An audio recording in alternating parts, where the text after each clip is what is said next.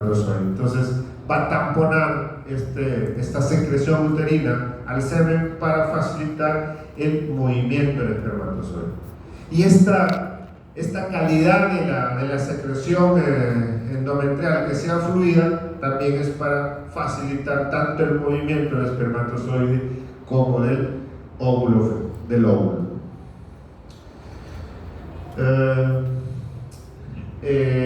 A los 14 días del ciclo se produce un fenómeno, ruptura del folículo de Graf y la ovulación. ¿Y gracias a qué se produce? A este pico, a esta gran elevación de los estrógenos. Y esa elevación de los estrógenos precisamente se debe a que en el días antes, ¿no? 1 o 2 días antes del día 14, también hay un pico de elevación de la hormona luteinizante. Entonces las hormonas que participan en la ovulación serían principalmente el pico de LH y el estradiol. En la segunda fase, la hormona que va a participar, ¿no?, es la progesterona, ¿no?, o fase progesterónica, también se llama esta fase secretora.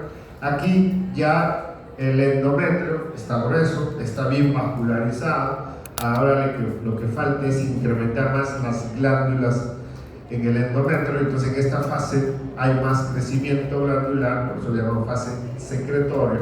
La calidad de la secreción que se produce en esta fase ya no es una fase acuosa, sino es un líquido más espeso, ¿no? Porque aquí ya no es necesario facilitar el movimiento del espermatozoide, porque aquí ya se produjo la fecundación.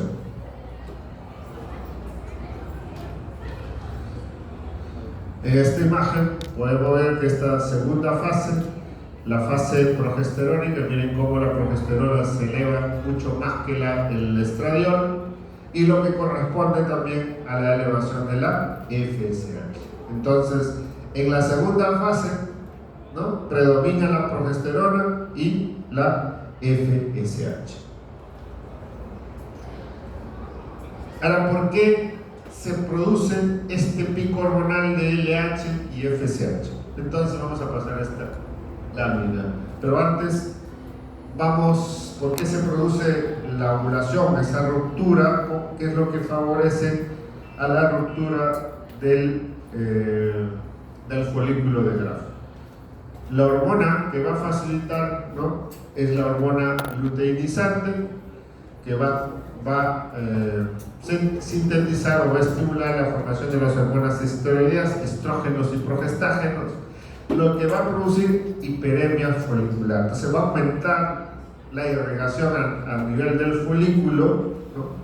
Lo que va a además favorecer es la secreción de prostaglandinas. Las prostaglandinas son sustancias inflamatorias, lo que hacen es producir vasodilatación, y al producir vasodilatación lo que van a favorecer que es el plasma trasude o se movilice del intravascular hacia el folículo de Graf. Entonces va a aumentar el líquido folicular, va a aumentar la presión intrafolicular y luego viene la rotura del folículo.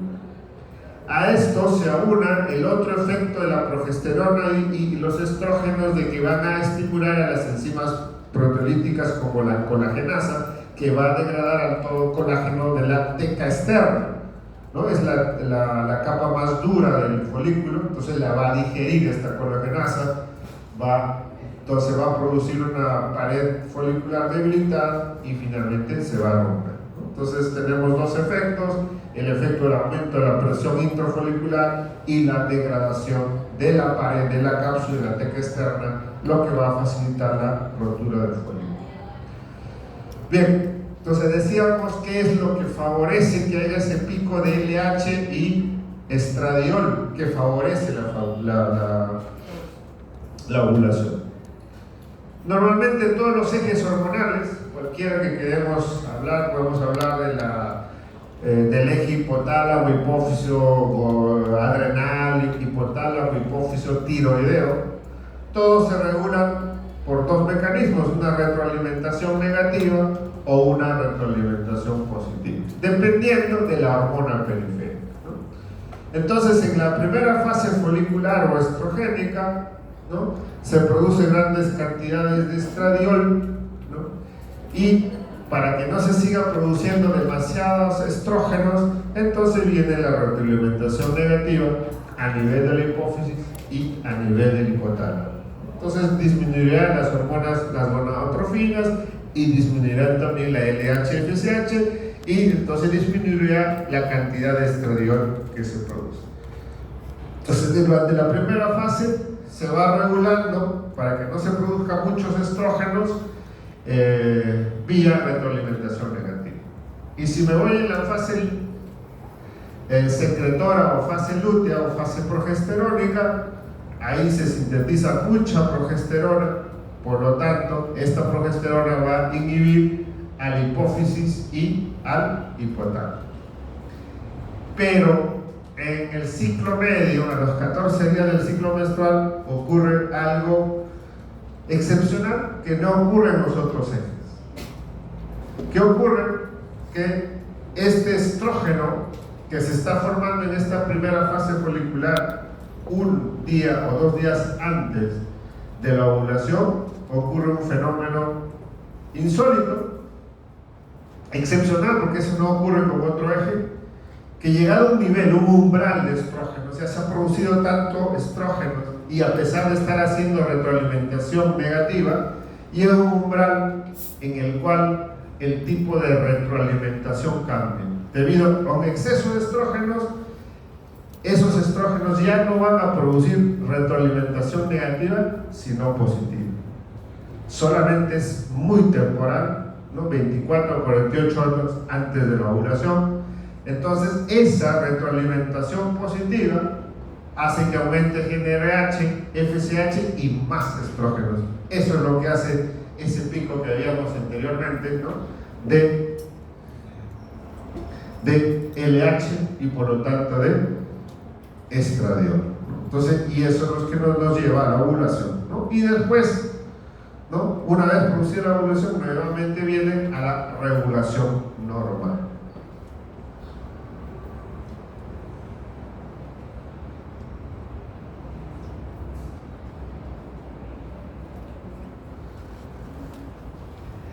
Esto ya habíamos visto en la glándula suprarrenal. La glándula suprarrenal también es una fuente de hormonas sexuales, produce andrógenos.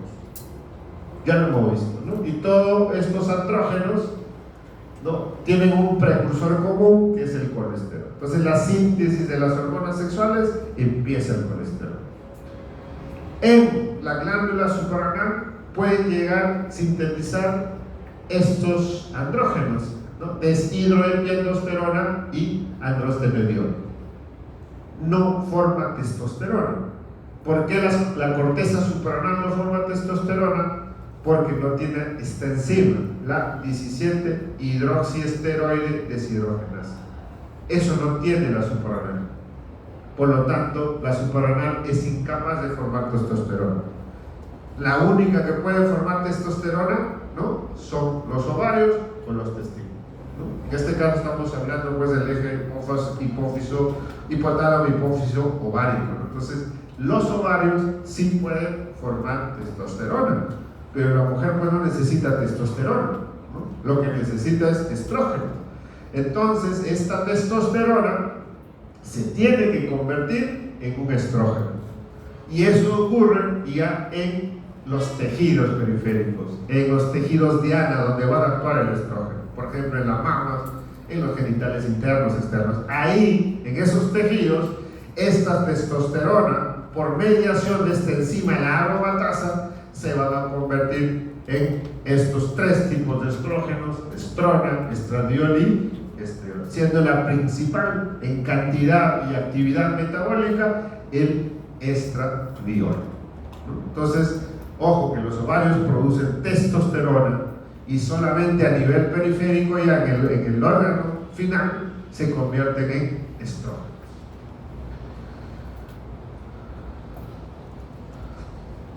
Entonces, la diferencia con la corteza suprarrenal es que la corteza suprarrenal no produce testosterona, solamente llega a estos dos. También son andrógenos, por supuesto, la deshidroepiandrosterona y la androstenediona.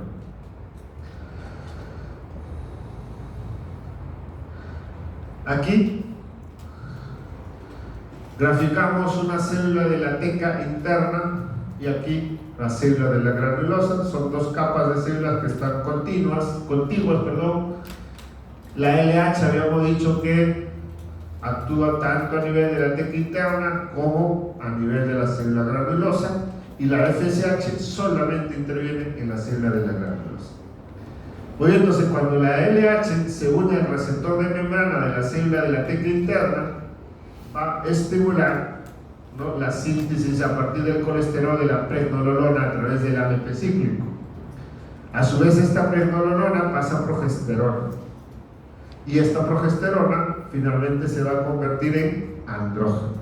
Entonces, los andrógenos que produce la teca, el ovario, es en la célula de la teca interna. Ahora, estos andrógenos que se forman en la teca interna, ¿no?, por acción paracrina, van a pasar a la célula de la granulosa. Y en la célula de la granulosa, estos andrógenos se van a convertir en estrógenos, ¿no?, incluido la testosterona, va a pasar a ser estrógenos por esta enzima, la aromatasa. Y es aquí donde actúa la FSH. La FSH estimula, ¿no?, la secreción de esta enzima, la aromatasa, también a través de AMP5. Por otro lado, la LH, que está también estimulando la célula granulosa, va a hacer que a partir del colesterol se sintetice progesterona, y esta progesterona va a pasar en la célula teca para sintetizar más andrógenos, ¿no? Entonces, la célula de la teca interna que produce andrógenos, incluido la testosterona, y la célula granulosa, los estrógenos. Finalmente, estos andrógenos y estrógenos son los que van a actuar en los tejidos periféricos. Bien, veamos cuáles son entonces los efectos ya de los estrógenos en los órganos blancos. Va a participar en el desarrollo de las características sexuales secundarias, ¿no? Mamas, vello púbico, vello axilar, ¿no?, labios menores, labios mayores, todos los genitales externos. Aumenta la producción de glucógeno vaginal, ¿no? Eso usualmente nos protege contra las infecciones vaginales en las mujeres. Va a participar en la cornificación del epitelio vaginal. El epitelio vaginal, gracias a los estrógenos, es un epitelio poliestratificado y se forma una capa de corno que protege, ¿no?, ante infecciones. Es por eso que en las mujeres menopáusicas que ya no producen estrógenos, este epitelio se va a adelgazar, ¿no? Ya no va a haber formación de queratina, se adelgaza y es susceptible a infecciones. Entonces, las mujeres menopáusicas usualmente sufren de vulvovaginitis, ¿no?, a repetición infecciones.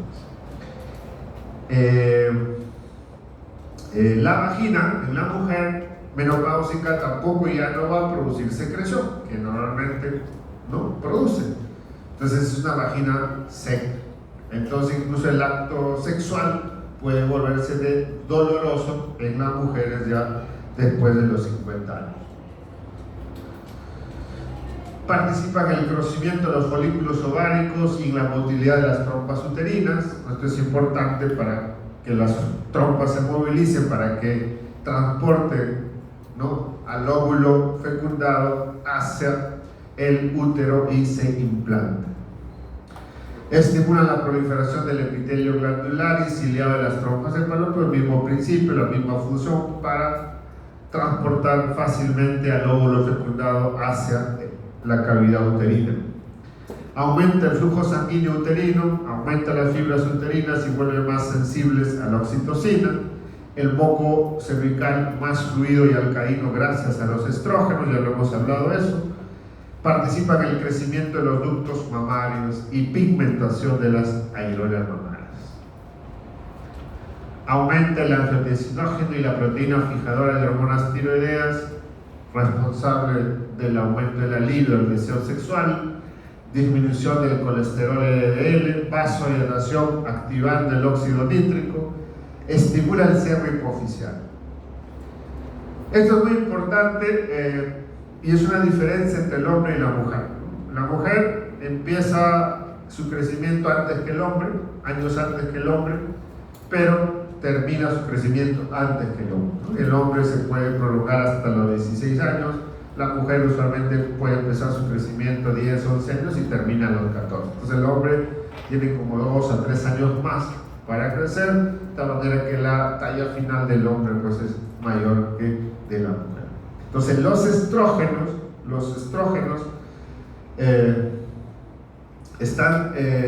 estimulan ese cierre epifisiario, ¿no? Por eso que en la mujer se cierra antes que el hombre.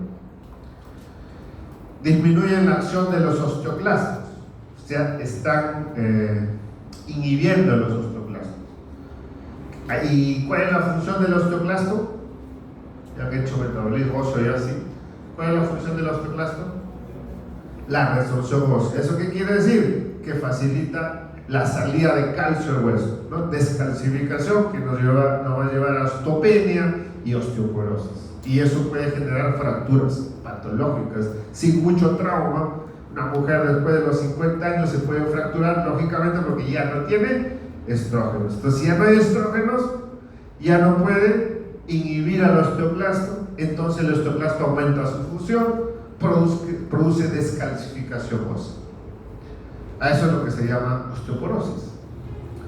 Aumenta levemente el depósito de proteínas, aumenta el metabolismo corporal y el depósito de grasa. La distribución de grasa en el hombre y la mujer es completamente diferente, ¿no? Por eso también hay diferencia en la superficie corporal. La mujer tiene una distribución corporal diferente al hombre. La grasa se va a depositar más en las mamas, más en los glúteos en las mujeres. Y eso es responsable de los estrógenos. Tienen escaso efecto sobre la distribución del pelo.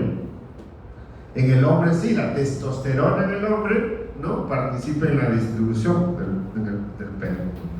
Entonces, cuando en algunos varones, por eso pueden tener calvicie prematura, y en esa calvicie prematura precisamente interviene la testosterona, o las entradas que normalmente se van formando también es gracias a la testosterona.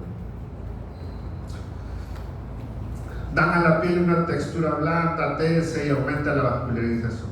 Eso también, si lo comparamos a un hombre y mujer de la misma edad, la mujer va a tener una piel mucho más suave, delgada, ¿no? Por el efecto estrogénico. Y eso hace también que se vea mucho la vascularización, ¿no? Los vasos muy pequeños, y son más susceptibles también a hacer equimosis, ¿no? Ante traumas mínimos, por esa delgadez de la piel y del colágeno.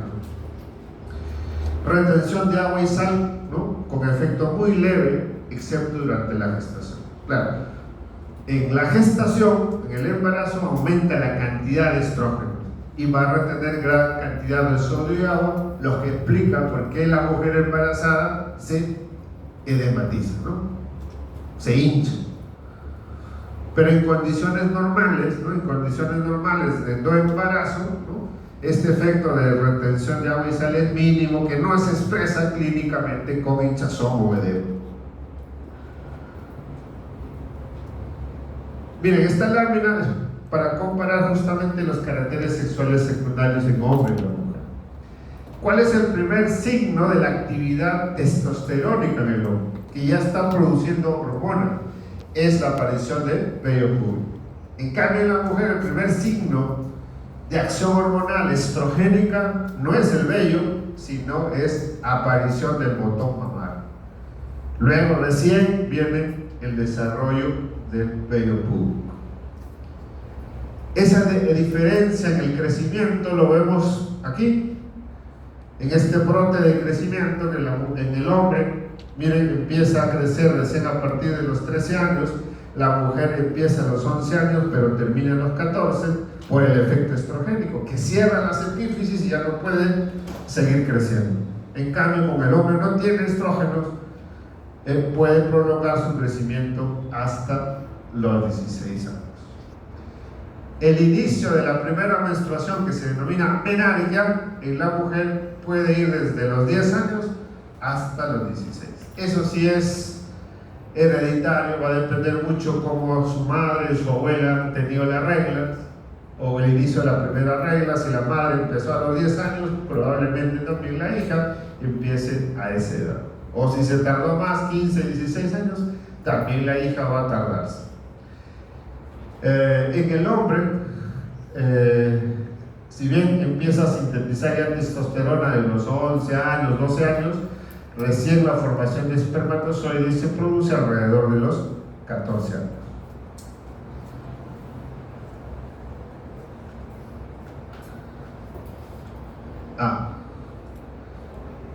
Entonces el varón podría embarazar a una mujer a partir de los 14, antes no. En cambio la mujer sí se podría embarazar, ¿no? Tener un embarazo muy precoz desde los 10 años de edad, porque ya, ¿no?, está formando óvulos. Si hay menstruación es porque ya está formando óvulos. Veamos ahora el efecto de la progesterona. Esta otra hormona que produce el ovario en la teca interna. Actúa sobre útero, mamas y el cerebro, promueve cambios secretores del endometrio preparándolo para la implantación del óvulo, elevación del umbral uterino frente a estímulos contráctiles del embarazo. Cuando ya se produjo la implantación, ya se produjo el embarazo, hay que evitar que el miometrio se contraiga. Si se contrae, puede eliminar a ese óvulo implantado, y eso es lo que se denomina ahorro. Entonces, la progesterona lo que hace es incrementar el umbral de contracción del miometrio.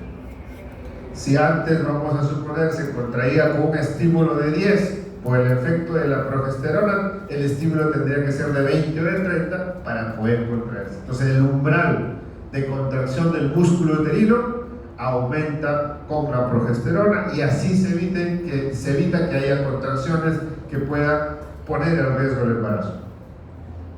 Favorece la secreción de las trompas de falopio, moco cervical se hace espeso, más espeso, ya no necesitamos porque ya se produjo la fecundación, la implantación. Desarrollo de los lóbulos y alvéolos mamarios, ¿no? Entonces, en el desarrollo de la mama en realidad participan ambos, tanto estrógenos como progestágenos. Tiene efecto termogénico, por eso que en la segunda fase del ciclo menstrual, la fase progesterónica, la temperatura puede aumentar en 1 grado. Y durante la ovulación, usualmente la temperatura baja medio a 1 grado, ¿no? Y eso también se utiliza como un parámetro para el uso de los métodos anticonceptivos naturales, ¿no? Medirse la temperatura, y en el momento que baja 1 grado es que se está produciendo la ovulación, y tener cuidado pues en esos días de la ovulación, ¿no? Grandes dosis de progesterona pueden producir natriuresis, o sea, el efecto inverso de los estrógenos. Decíamos que grandes dosis de estrógenos retienen sodio y agua, y grandes dosis de progestágenos más bien van a producir natriuresis, y por ende pueden aumentar la diuresis, y sirve para mantener el embarazo hasta los 9 meses.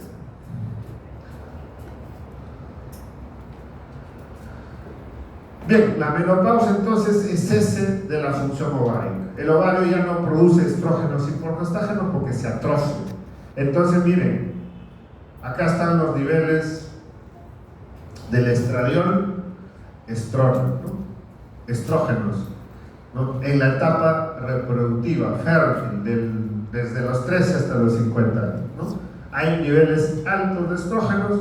Una vez que el ovario se atrofia, entonces ya no produce mínima cantidad de estrógeno. Entonces, la hormona periférica disminuye. Entonces se va a estimular la retroalimentación positiva. Si tengo pocos estrógenos, progestágenos, entonces eso va a estimular al hipotálamo a producir más GnRH, hormona liberadora de gonadotrofinas, y también va a estimular a la hipófisis para más LH y FSH. Es por eso que vemos en una segunda fase, miren, la etapa reproductiva no llega ni a 15 unidades internacionales, tanto la LH y FSH. Miren cómo pasa hasta como 200 unidades internacionales después de los 50 años, en la etapa de menopausia. Entonces, ese es el perfil hormonal de la menopausia. Si yo quisiera diagnosticar menopausia, confirmar que ya la mujer está en ese estadio, habría que hacerle dosaje de LH y FSH. Y lo que van a ver que la FSH se eleva mucho más que la LH. Ambos están incrementadas, pues hay predominio de la FSH y los estrógenos bajos.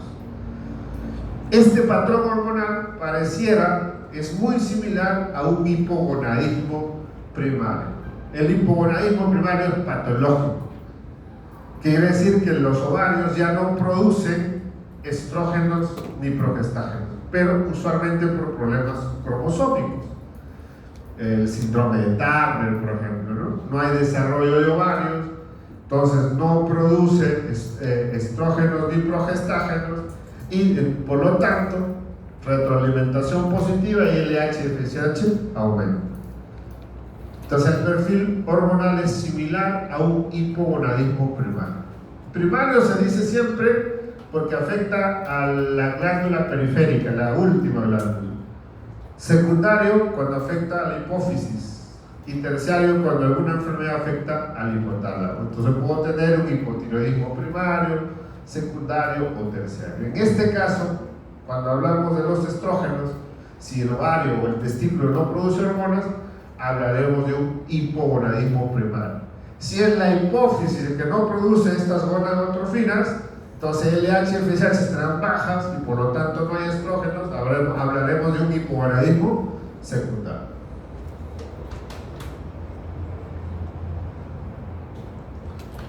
Entonces, ¿quién mantiene el embarazo?